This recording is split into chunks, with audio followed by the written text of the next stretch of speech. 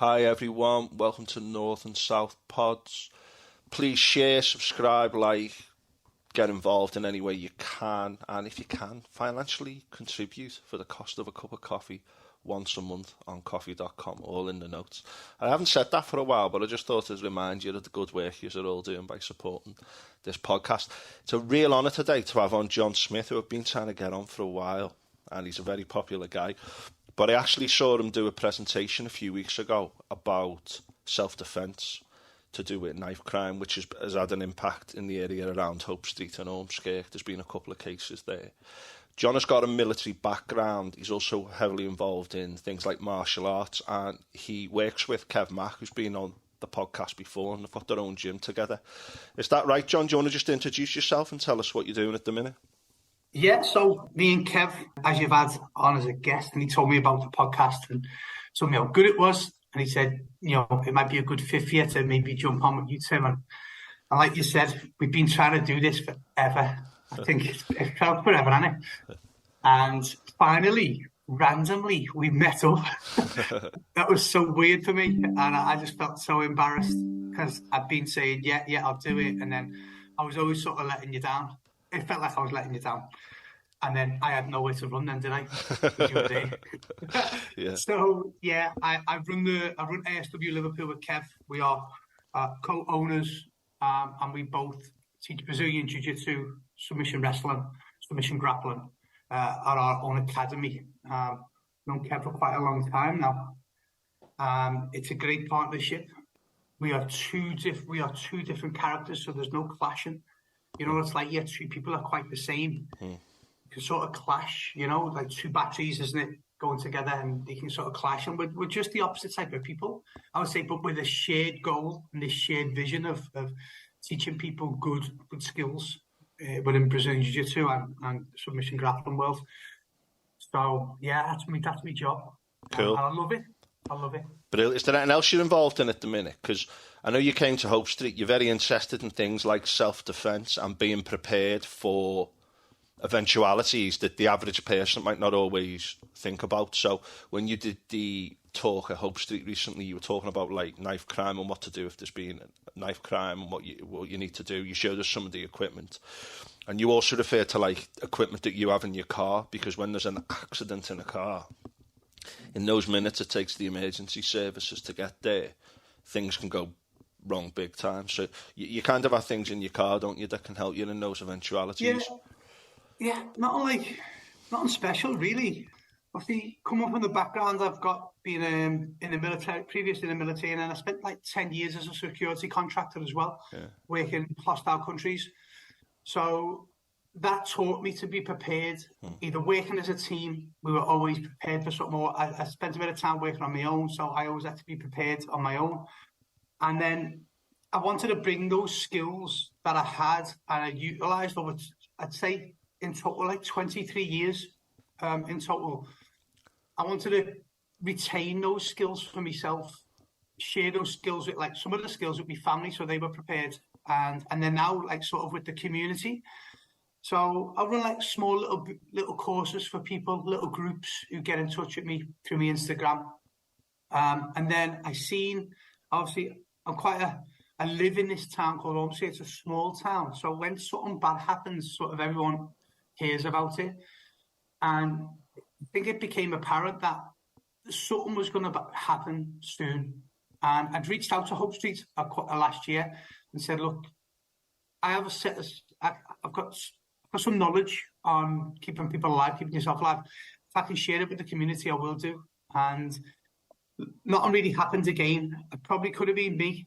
It could have been me just being busy. And then when that recent attack happened, I was like, right, we've got to do something here.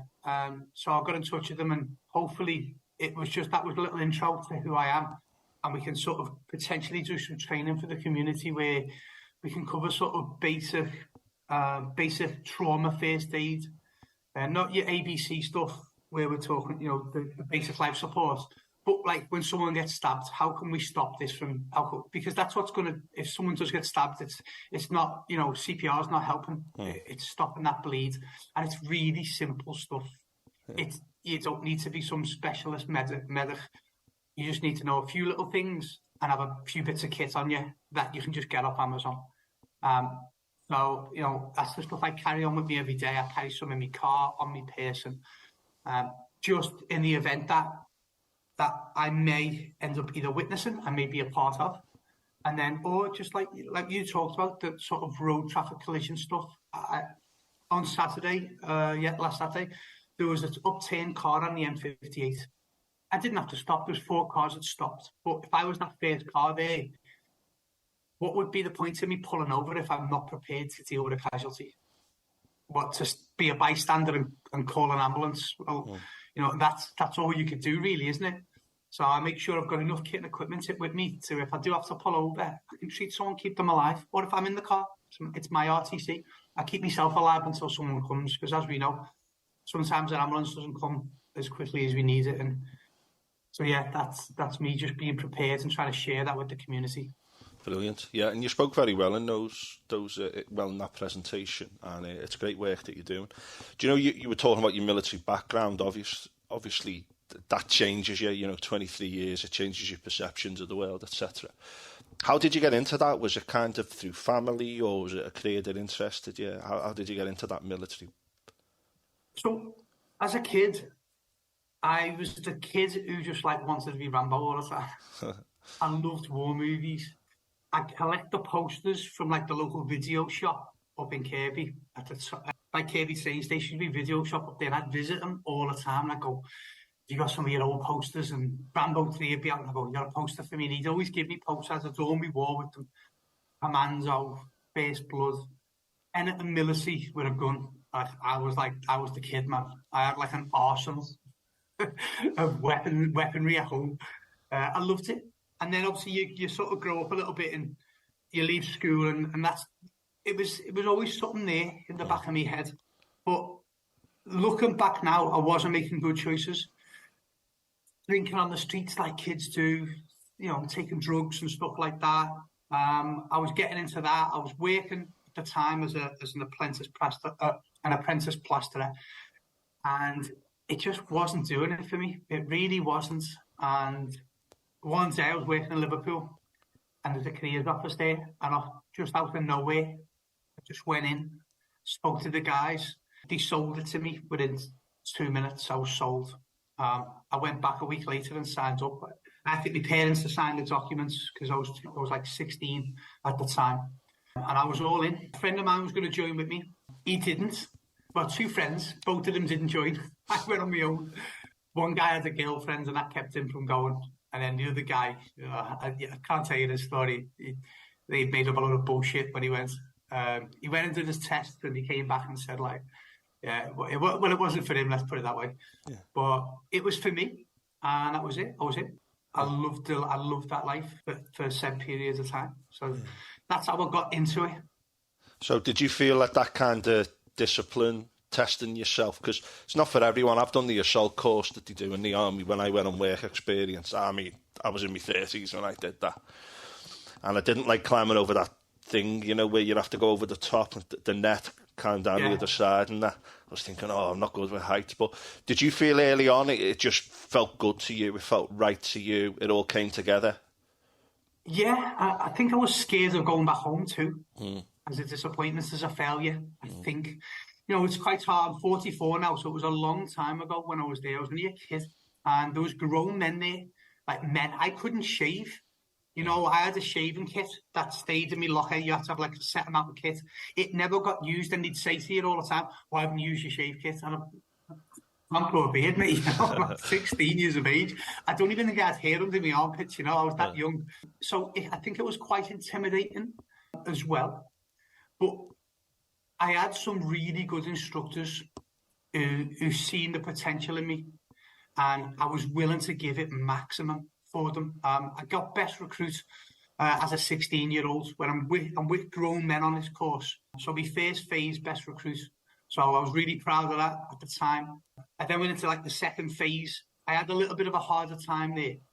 The course was not any more difficult. It was my combat infantryman's course. But you come with, when you get that best recruit, you come then with a little package behind you. And I got a bit of bullying. I would call it bullying. I got a little bit of heat on my ass for that. So yeah, it made it a little bit more difficult for me, but it was no stress. I passed no worries, and I went to my battalion at 17. I was 17. I moved to Germany as a 17-year-old.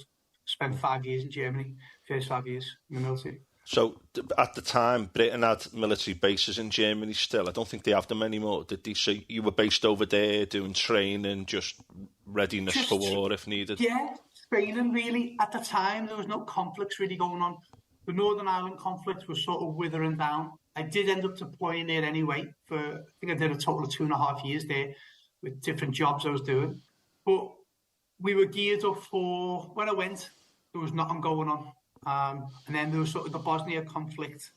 We got pinged to go out there. We had to 2 rotations, 2 6-month tours out to Bosnia.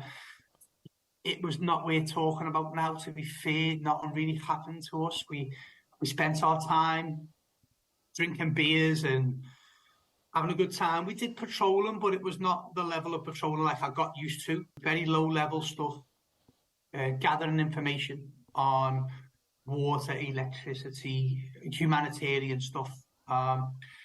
Did a rotation out to Kosovo when the conflict had just started, and I think we were the first unit to do a 6-month rotation there after the invasion. I think it was a parachute regiment went in first, and then we went in straight after them, and we did the first 6 months in there inside Pristina City. That was really exciting. Really enjoyed myself. Very good for patrol skills, learning low-level patrol skills, working as a team type stuff. And just sort of, I was a junior commander at that time as well. For me, it was like where I sort of started to learn my trade a little bit. And yeah, really enjoyed that. And then I think I moved on to Northern Ireland, rotation in Northern Ireland. And I think it was at that time, it was in my 7-year point, sort of got a little bit disillusioned with what was going on. British military were involved in 2 wars at this stage, Afghanistan and Iraq. And my unit was missing out each time on these, just totally due to unlucky, this is where you are in the rotation between all these other regiments. And I was like, you know what, if we're never going to go, it'll be over before we go. And I left the military for 3 months. Yeah, 3 months later, 3 months later, I realised I'd made a big mistake. I was back home. I'd had a young kid at the time, married. And I was like, I think I've made a mistake here. I wasn't finished. So got back in touch with my old unit, and he went, look, we're going to go on a 2-year tour to Northern Ireland. There's potential of a specialist role there for you if you want to come back in. So that's what I did. I joined back up again. Took me a few weeks to get back in. And then I redeployed out to Northern Ireland for a 2-year tour doing covert reconnaissance. So, yeah, I loved that. It was an amazing job. Amazing. Now, if you think about it, the kind of Northern Ireland, the Yugoslav wars, Kosovo, they kind of did resolve themselves, and you might look back at them and go, those things ended and progress has been made. And when you're there, are you thinking more about like your specific job, or do you have one eye on that kind of like bigger picture? Because we'll come to Afghanistan and Iraq in a minute. But it sounds to me like you just wanted to get in there and just have the experience of being in there to do your job. Is that how you approached each day, just trying to do the best you could, as it were? I would say so, yeah. The Bosnia stuff, the Kosovo, there was no sort of looking to that bigger picture for someone like me, junior commander. I just need to look after 8 blokes. That's all I've got to do. 4 to 8 guys. Look after them. Do a good job. Keep them safe. Carry out your tasks, what you've got to do. And that was it, really. The sort of where you start looking at the bigger picture was like the sort of second Northern Ireland tour, where you sort of are more of a strategic task, a strategic unit, where you're carrying out surveillance and stuff. So you've got to understand then the bigger picture of what you're doing.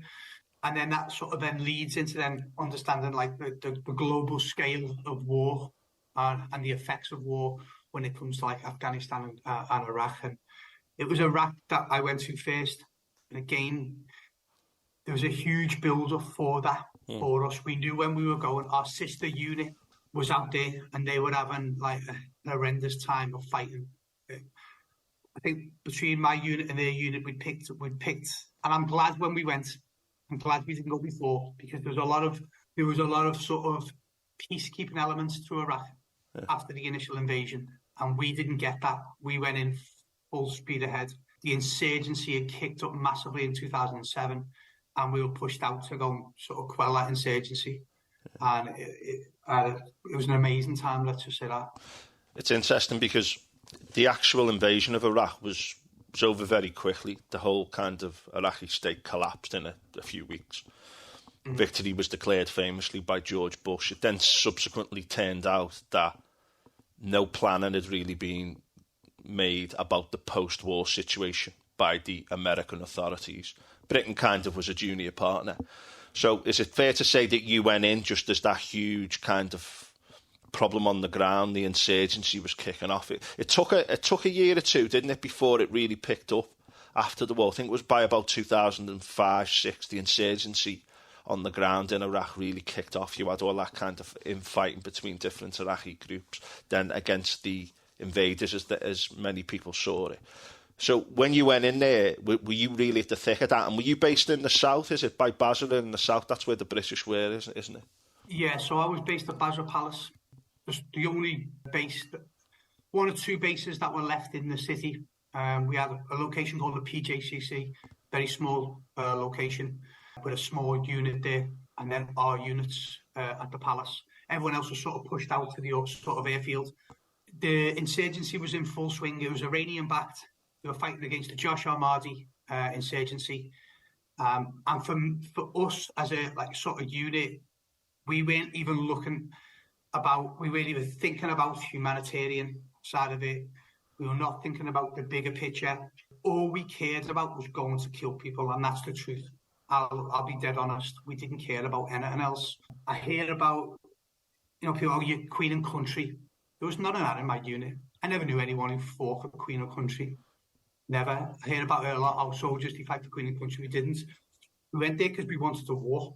That's what we wanted. We'd been sitting, and I think we were quite unique. All these other units had gone, and we're sitting watching everyone. And it gets you down, because we were carrying out training for the units that were going. And we're like, when's it our turn? And luckily for us, quite luckily, I would say, we went at the height of the insurgency. So we got what we wanted. Very quickly, very, very quickly, we got what we wanted. And it was a shock to a lot of people, because we talked a big game. We really did. At that time, I was a section commander. So you section commanders are the guys who sort of run everything that goes on. Like, you've got your officer element, your senior NCO element, and then the junior commanders, the corporals, etc. They're the ones. They're the war fighters. They're the ones who are commanding the guys on the ground. I was luckily in that position at that time, and the group of us, because no matter where you are in a battalion, those sort of guys, we're all friends. We're all at the same level. We're all mates, and all of us just wanted to go to war and just destroy. That's what we wanted to do, and we got that. We really did, and we had I might as well talk about it now. It was an awakening very, very quickly. One of our commanders, one of my teammates, Jez Brooks, he was in the same team as me. He was another commander in my platoon. He was killed. He was the first guy who got killed out of our unit. And he was killed very quickly. It was probably one of our first operations as a unit, as a battalion. I think it was day 11. Me and Jez had flown over from Kuwait. The command team had gone over to do the reconnaissance, to do the recce's with the older unit to see what the ground looked like. And I think we spent 11 days there together, getting prepared for our platoon to come, and we just brief them up. This is how it's going to work when you're here. And I think it was on the second day, working as a company level, and he was killed in an ambush. So that was it was a massive rude awakening to people. It really was. That someone as good as this guy, and that's what it made me realise. It doesn't matter how good you are, and I've learned that now through all these years. It doesn't matter how good you are, how well trained you are. You can be the number one guy, and you can just get killed. It's just it is what it is. It's war, and the enemy has a say in the battle. And if you're an occupying force like we are, they have an opportunity to blend in their environment. And it's very easy for you to get ambushed, very easy. And that's what happened to us. We'd been out on a tasking overnight. We went out the net. We rolled straight into a second task, and we literally got back in. We turned around. We didn't get out the vehicles. We turned back and went back out for another task. And we'd stayed in the city, I think, far too long, and it gave the insurgency a time to identify where we were and set up an ambush on our way back. And that's what they did. I didn't know about Jez's death initially. I didn't know till I got back. I was one of the last members to get back in that night. But Jez was killed like pretty early on in probably one of the first engagements. We'd been ambushed up with RPG, small arms fire. They disabled the vehicle. Disabled several vehicles, and Jez had been killed. So in that sort of confusion, a lot of communication can be lost. And a good friend of mine, very good friend of mine, he'd driven Jez back. He was one of Jez's riflemen. He'd driven him back. He knew he was dead. He was a dead body in the back of his vehicle. He'd driven him back, and pretty much the whole unit went back with them. And like two of us, like our two little trucks, had stayed out in the middle of the city to sort of protect these vehicles that were hit because they needed to we couldn't hand them over. The armoured vehicles, they'll just take them and use them. So I didn't even notice that I was there. You know, the communication was pretty poor that day. And it was like, right, we're staying here. We're gonna protect these vehicles until some support. And then we just got ambushed for hours, and they were just 360 in my small group of guys. For several hours, I think it was about 3 or 4 hours, until we could extract and more unit. I think it was only about 4 of us who were fighting troops at the time. Were fighting them. Do you know that kind of situation? You know, it sounds to me like you're going in there, you want to do your job. There's an identifiable enemy, these insurgents, but they're mixed in. So your job is to get to them, to stop them from being able to do what they're doing. You know, kind of rationalises the whole thing as well, doesn't it, for you? But you do all this training and, you know, prepare for things. I spoke to a guy called Alex on a podcast I recorded last week, and he suffered from PTSD. He was in Afghanistan, and he was involved in an ambush where he was describing there's people shooting at him, and he's out in the open shooting at them, and no one got hit in this ambush because, like, you have this idea, don't you, that when there's an ambush, everyone gets killed, and you know, you watch things on films, don't you, etc. But what's it like when you're in the thick of that? I mean, what do you say to yourself? Does your training kick in?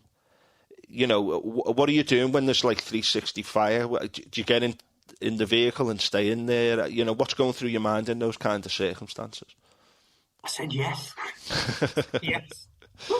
I was so excited. I was like, yes, this is it. This is what I came for. And it's a test, isn't it?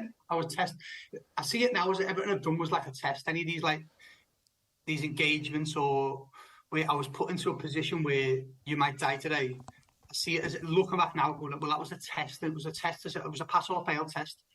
And I passed that test that day. I loved it. I was in my element. I've been training for this for 10 years. I've been in the military about 10 years now. I had a really good head on my shoulders at this stage. I was very knowledgeable about my job, about the jobs above me. So this was something that I could handle easily. The only thing that sort of let us down was sort of the understanding what was going on in the battle picture, because it was limited. I was a dismounted troop at the time, so I wasn't like driving a vehicle or on a machine gun in a vehicle, nothing like that. But I was in the vehicle with the guys who were doing that. A good friend of mine, Scotty.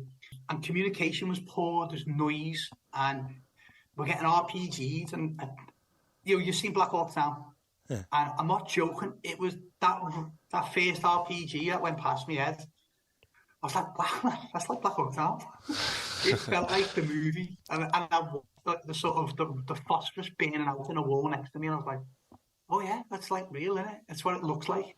And then like rounds pinging off, and they're hitting your vehicle next, that you're in. And you're like, oh, okay, let's have it.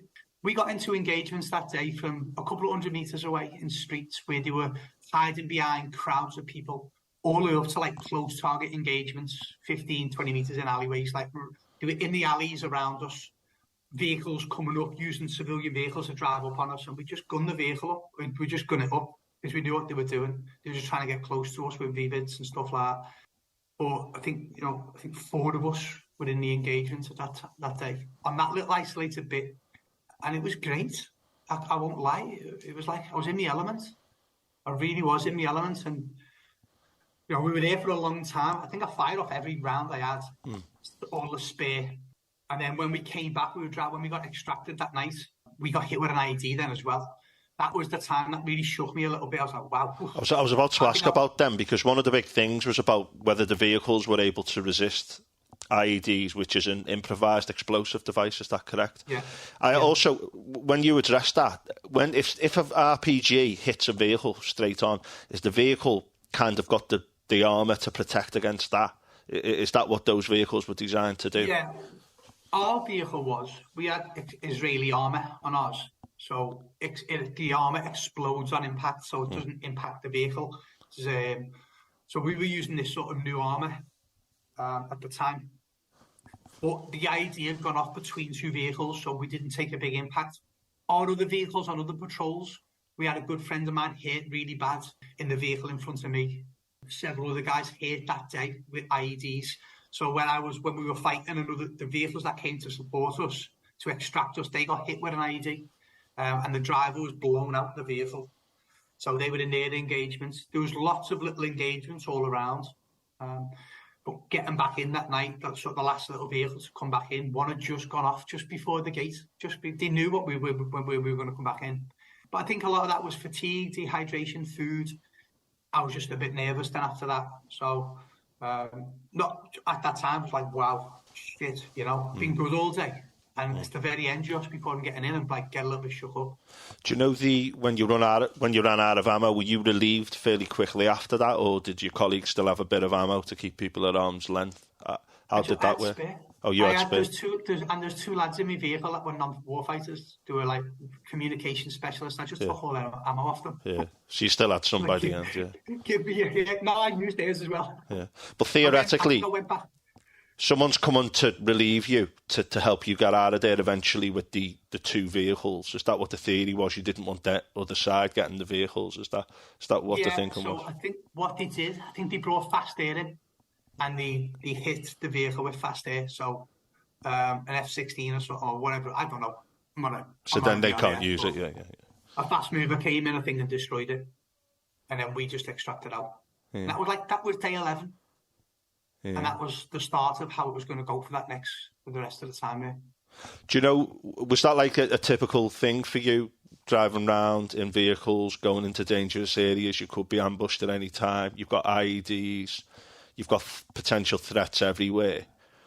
Was that like kind of your day-to-day stuff when you were outside the base? You were going around in that environment? Are you hyper alert? I mean, you're on adrenaline all day in those kind of situations? Or do you get used to it? No, you get used to it. There's always that fear element there because of the ID threat. They had us doing really, looking back, it was terrible what we were doing. Like the SOP for identifying IEDs was to get dismounted troops like me to go on the ground and look for them. And not my unit, but the unit that was working with us, they lost 4 guys doing that one night. All of them destroyed with an ID. And one of our other platoons had to go up and sort of clear that area of the bodies. And that's an horrendous thing to ask a guy to do. Look for IEDs with your eyes, but you realise, and you're like, come on. We've got armoured vehicles that will take the hit. It does cause CAS at times, but better than the guys on foot looking for them. But yeah, we weren't always in vehicles. We did what's called strike operations. So we'd go to certain places and we'd hit buildings that we were looking for, targets of interest, where there's been engagement come from, or we had intelligence leading us to believe there's weapon caches and stuff like that, and we'd go on foot, or we get dropped off by the vehicles and we'd hit them on foot. It was a great time, but there was a lot of loss. We lost really good people. A lot of good commanders who you'd never go they're the ones who'll die. You can sort of pick the guys who are not into it as much as you. The younger guys, they haven't bedded in yet. They haven't learned their role of what a warfighter does. And it was the senior guys, the guys who were like all in, 100%. This is my job. I'm all in. It was them were the ones who were dying. A really good picture of mine. It's in me. It's up framed. There's 6 of us in that picture, and 4 of the guys in that picture didn't come back. Yeah, I've seen that picture. No. You put that on social media, didn't you? I've seen that comment that you put. All Quite those moving. guys are commanders, and they are at the peak in the battalion. They're the guys that are going to get them, who are going to win the fight for you, and they're the ones who get hurt. You know. And while all this is going on, you're not thinking of the wider picture. You're just thinking about your day-to-day job and keeping the situation going. No, just killing people. That's all we wanted to do. And I don't mean to be brash about that, Tim. Yeah. And I don't want your listeners to go, he's a psycho. I am not. I'm a very well-tuned individual. But at the time, that's the warfighter mentality. And that's what we had. And we had to have that. And especially when you when you're losing friends, you know, the guy who sleeps facing you and he's not there no more. Your other best mate, he's gone too. And you're like, nah, when we go out and kill people tonight, any engagement, they all die. And that was the mentality we all had. We had to have that. And I'm not ashamed to say it. I'm not like that now. But for them periods of time, warfighters will understand it. Yeah, I get that.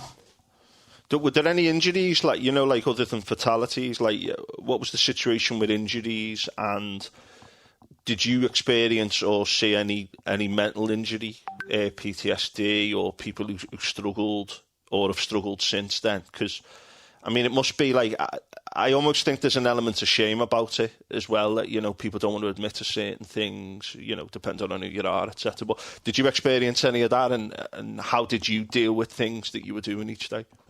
So I had friends that were injured as well. A good friend of mine, Tony, was shot, injured, severed, a major trauma to his arm at the time. Lots of other injuries like that, gunshot wounds, blast wounds.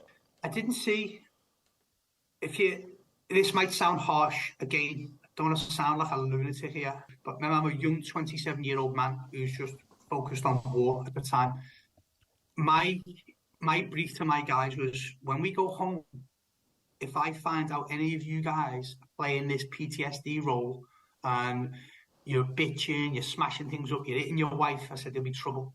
I go, because this is what we are paid to do. We are paid for war. And that's what we've trained you for. And that's the mindset.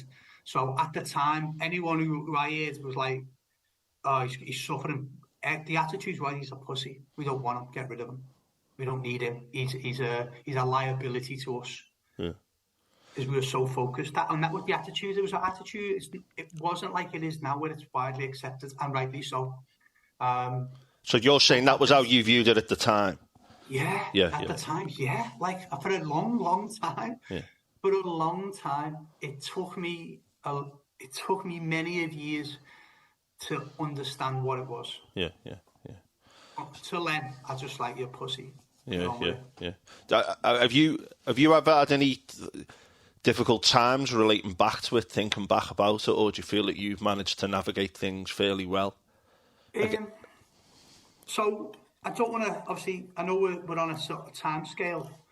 Don't want to fast forward too much because we might talk again. But when I came home from Iraq, I kept a diary at the time. Yeah. And I got home and I was sat upstairs just randomly reading the diary. And it broke me. It just broke me, and I just burst into. I was reading about my friend John, and my feelings. The night he died, I was writing about what happened to him, and I just broke into. I just uncontrollable. All I can think of when I think back now, getting goosebumps. I was like, when a baby cries uncontrollably and it can't stop. When you're a kid and you got that, but you can't breathe. That type of cry. It was that, and. In the end, my wife had to come upstairs because I couldn't stop, and she had to calm me down. I just couldn't, and I was fine until I read that. Yeah. Read that page, and I was just destroyed. About half an hour, but I was all right after that. I think I just needed that, maybe. Yeah, part of it. And I never thought of it ever again. I never felt like that ever again. But that 20 minutes. Yeah. But that's really powerful, and in many ways, that's you processing it. Then, isn't it? When that kind of thing happens. But like I've read a lot about military stuff. I'm very interested in military stuff and history, and I've spoken to a lot of soldiers and the psychology of war, all this stuff. But you know, to speak to someone like you who's been there in the thick of it and how you've processed it, how you've dealt with it, is incredible. And I think it's a very important story. Not just a story, but like a human story about what the world's like, you know, and what these situations are like when they arise. Now, you were in Iraq. How long were you in Iraq for before you were moved to Afghanistan? Because technically Afghanistan, that war started earlier, didn't it? So you'd missed out earlier on. You went to Iraq once the insurgency was on. When did the Afghan thing fit in? We'd spent, after Iraq, came home for a bit, and we spent a couple of years at home. And then again, it was like this lucky, we were all like desperate to get out to Afghan, like desperate. When we went, it was the most kinetic time. So we're like, this is amazing. So I think it was 2009, we went out, and it was like really kinetic again. I think I just want to ping on something you said there about, you know, understanding like the, you know, this war, you know, that mindset. And for me, I think what made it really easy, I've said this before to people, I felt like we were indoctrinated for war. From the moment you're training, you start training, you go to like the sort of the infantry battle school, it's all about kill, kill, kill, kill, kill. And that's what it is, and it's like a mantra in your head. You know, and I'm not saying that they farm out a bunch of psychos, they don't. Yes, you find that when you get to the battalion, you know, there's some of the like the other operations you go on are nothing to do with war, the stabilisation operations, and things like that. But our training is all focused on the killing of people.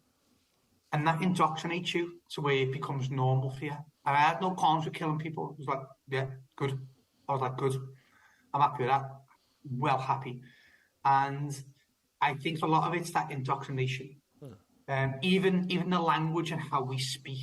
So if we're given like a set of orders for an operation, it'll be to kill or destroy something. So even in the language, when you're talking about an operation, that language is going in your head. And especially like I'd been in 10 years before we went to war. So there's that build up of training. So then when it becomes you now, you're leading these young lads, that's all you're feeding into their heads is just kill and destroy. Whenever we get into an engagement, we have to be at that level where we cannot think about it. It's got to be. And I think it's got to be like, we're going to kill everyone here today. We will come back okay, but they won't. And I think that helps you a lot. Now, someone could argue with me and go, well, that's what messed me up, thinking like that. For me, I thought of myself as a professional. It wasn't a job to me, it was my profession.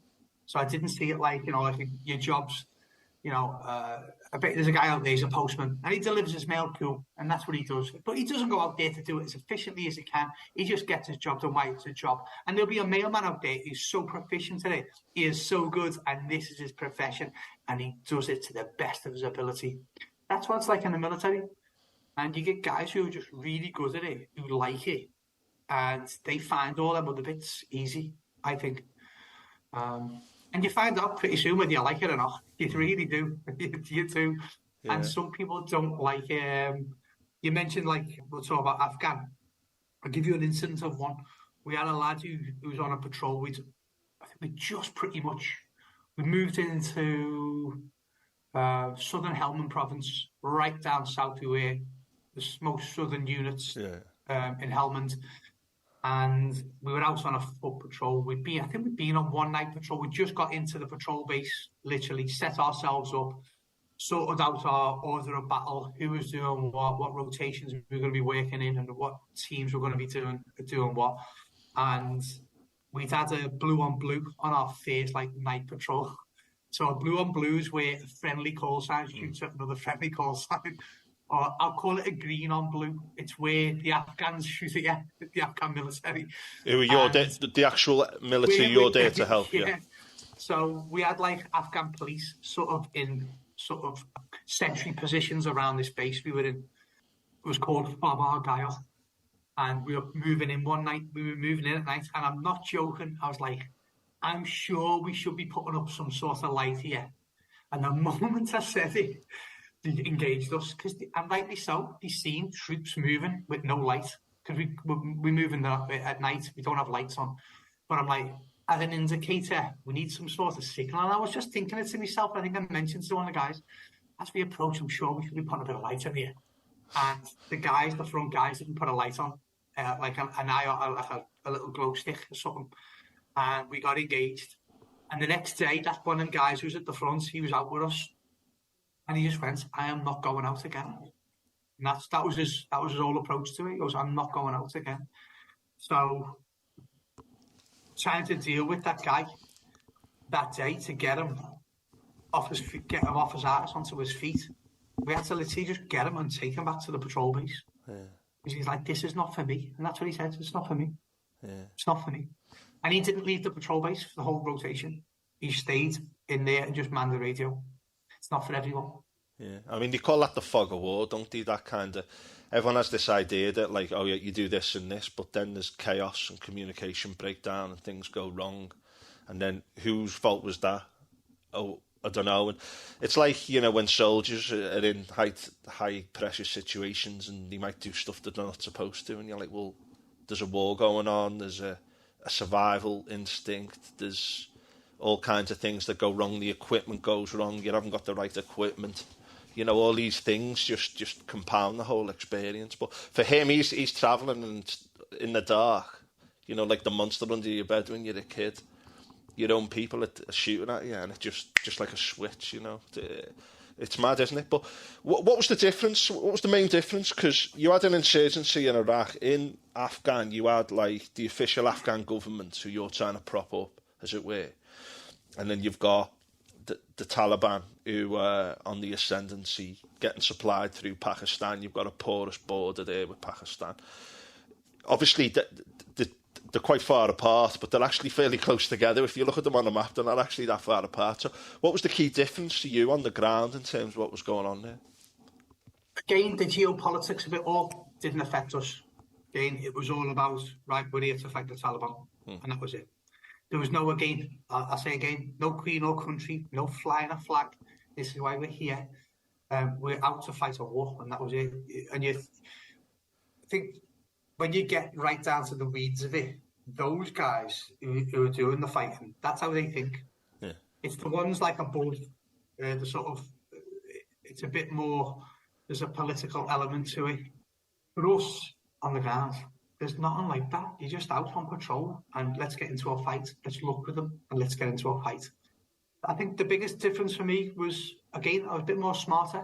I've been in a few more years now. I'd learned a lot more. I was a bit more, I would say, calm under fire. If you didn't say that, I was battle tested. So I knew that ticked the box. Didn't have to worry about that. Battle tested. I knew how to deal with gunfights. And it was... we were all on foot the whole time. We were always on foot. So that was a different scope to it. Now we're not in like a built-up urban environment like Basra City. We're now in some cases, it was farmland and jungle type environments. Even though I have been in the jungle several times, it's not a jungle per se, but when you get into them ditches with them reeds, it's got like a really close claustrophobic jungle feel to it. Because you can't see sometimes a meter in front of you because the way the grass is and stuff like that. The sort of landscape of it looked different and it had a different feel to it. But the battles were the same. The gunfights were the same. There were no difference.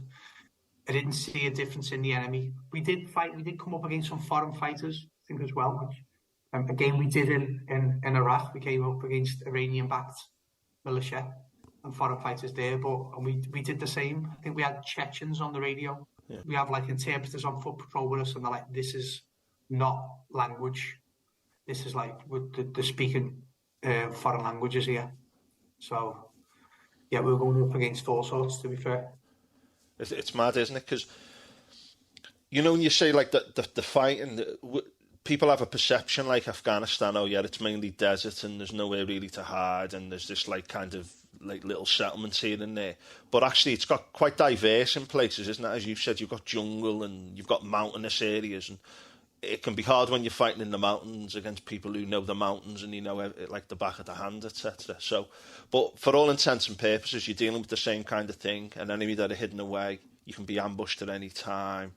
You're more on foot. And were you expected to cover more distances in Afghanistan on patrol, etc., compared to Iraq? Not that we were expected to.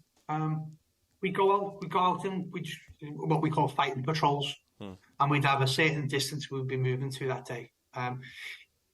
It's not like older wars where the enemy's this side, you're that side, and you're trying to advance towards them to take ground. It wasn't like that. The battlefield's 360.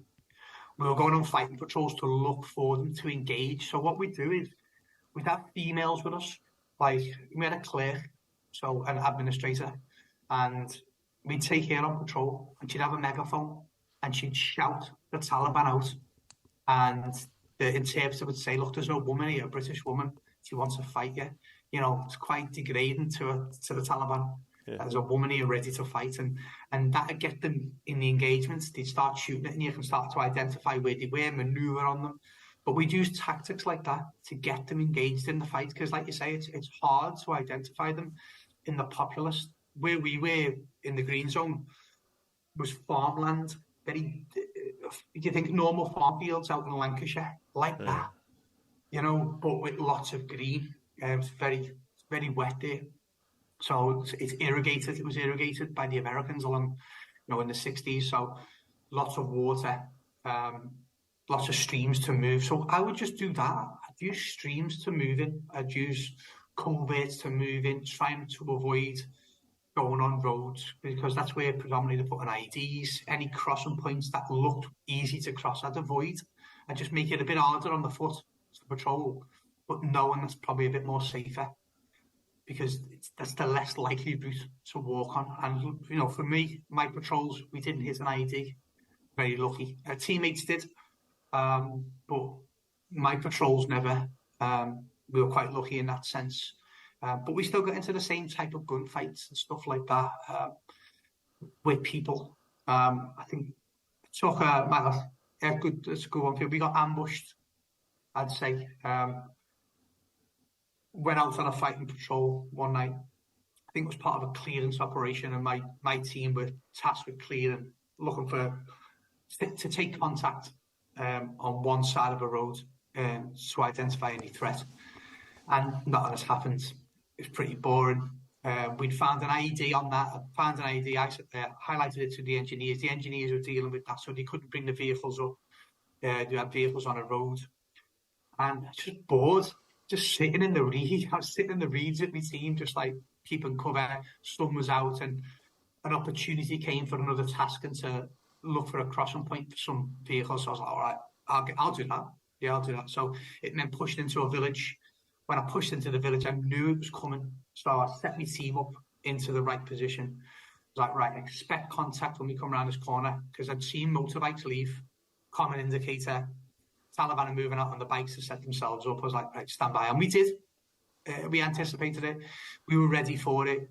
We returned fire, did our manoeuvring, and we assaulted the position that we thought they were their last known position. Unfortunately for us, but fortunate for them, they'd extracted out under cover. But we needed a compound to be assaulted, because there was another fighter, we thought. So we assaulted the compound and cleared it out. It was just women and kids. There was no one there. So we're like taking stock now. I've got my unit, my small 12 dudes is now bolstered by another 20 blokes have come in now. And we're sort of in these compounds. We're on the rooftops looking out, and we take an engagement. I'm climbing the roof to get better eyes on. I've got the commander of the company commander with me, platoon commander with me. So I can give them a lay of the land. This is what I'm looking at. This is where the threat was, and this is our next threat. And as I'm climbing up, I've torn my pants. I've got no underwear on, so my balls are hanging out. So I'm like, oh my god. So I've got a few more days to wear these because we're not going back in. You know, this is like a 4-day patrol. So I'm like trying to stitch them up with like an old bit of belt or whatever I was doing. I was trying to mend them anyway, and we got engaged again. And I'd spotted um, someone on a wall. So I got my sights up. We had the snipers with us. The snipers were looking one way, and I was like looking over the sniper's barrel. And the sniper's obviously desperate to shoot someone. Desperate. He's like, can't wait. And as I'm looking over through my sights, the guy's on the radio. He's commanding the team around him. He's a Taliban commander. So one shot at him straight in the chest, with my balls hanging out. So how many people have done that one? I mean, as you say, Um, like you just here I am. So is what I'm going to do, and you do it. You know what I mean? It's almost like every few seconds you just, how can I get through the next few seconds? Do you know what I mean? It's that kind of approach to Normal. life, It isn't it? was normal to us. It was like dead normal. This is what we do. There wasn't much fear. Especially at that stage. I wasn't scared then. I'm like, I'm quite a senior guy now. I'm like, I know my job inside out, back to front. Um, senior guy in the battalion. So very trustworthy. Understand what I've got to do, and so that day-to-day life of going out and fighting was just easy for me. I think I showed a lot more restraint in Afghanistan, and a lot of guys didn't. Um, Seen a few things where I was a bit where they were a bit questionable. I'm like, right, come on, you need to show a little bit more restraint here. We are professionals, you know, so let's show that. Because we'd seen mistakes happen in Iraq where young lads had made bad choices and people had been killed. And later on, we'd gone, right, okay, at the time you thought it was this, but it wasn't. And it was a mistake. This is, like you said, the fog of war. Um, but I didn't want them mistakes to happen again. So restraint, I was a bit more restrained when I got into gunfights. Like, Yeah, we do it better. yeah. I mean, people have this idea, don't they, that like when there's an ambush, the first person automatically gets shot. You know, in a film, like there's a group going into somewhere, and then there's one shot that kills the first person, and then everyone's taking cover. And then, of course, it's never like how it is in films. I mean, some of it's quite realistic, I would assume, based on what you've seen, but it's the Some movies are Yeah, realistic, yeah, some are not. But not everyone gets shot. They don't, do you know what I mean? yeah, Like that ambush there, no one got shot. The guy yeah, was a bad shot when he missed us yeah, all. yeah, Like 12 of us in a straight line walking at him, and you know he missed us all. So, but we didn't get him either. yeah, So we just got his mate later. So you know, but some of the guys we had with us, like our snipers out there, were amazing. Like hundreds. Some of the kills they got were unbelievable. Good mate of mine, one of the snipers, you know, hitting two guys with one bullet on a motorbike. You know, this guy's legit. They became masters of the craft out in Afghanistan. The snipers, they really did. They were an asset. They were a real asset, and they won the battle for us a lot yeah. because they could just reach out further than the rest of us could with our basic sights and basic rifles.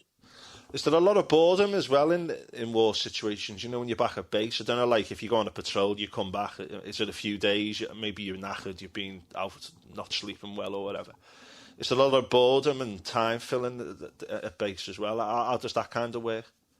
It's very mundane. There's no air conditioning. We were sleeping in tents. So it's really hot. When you're not on patrol, it's roasting hot. Like unbelievably hot. Afghanistan's a very hot country. Overall, I spent over 10 years living there. You know, it's very hot. And when you've got no aircon, you're sweating at night, you're fatigued, you're always tired, you're always knackered. But there's not much to do. Guys that play guitar, board games, you know, prepping food.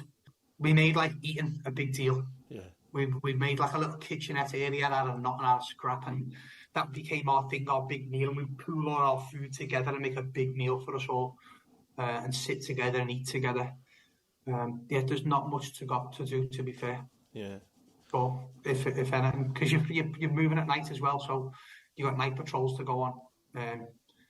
Guys have got to carry out, you know, security of the small fire base and stuff like that.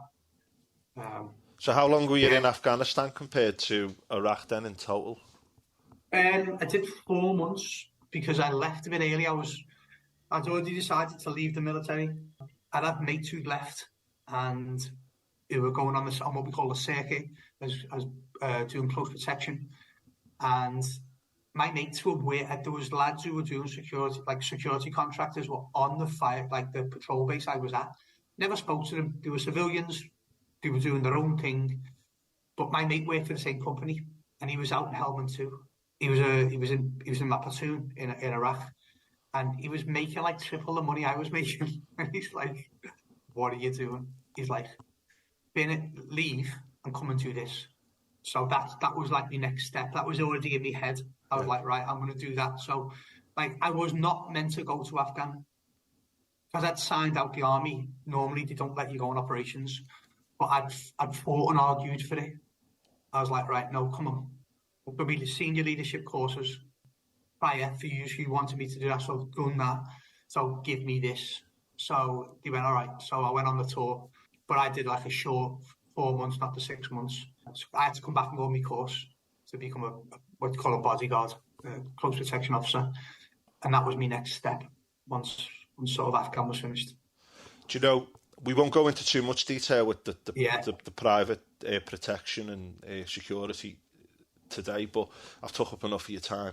But what was the main difference? What was the similarity and the difference between those two roles, as it were? If you could just... Totally different.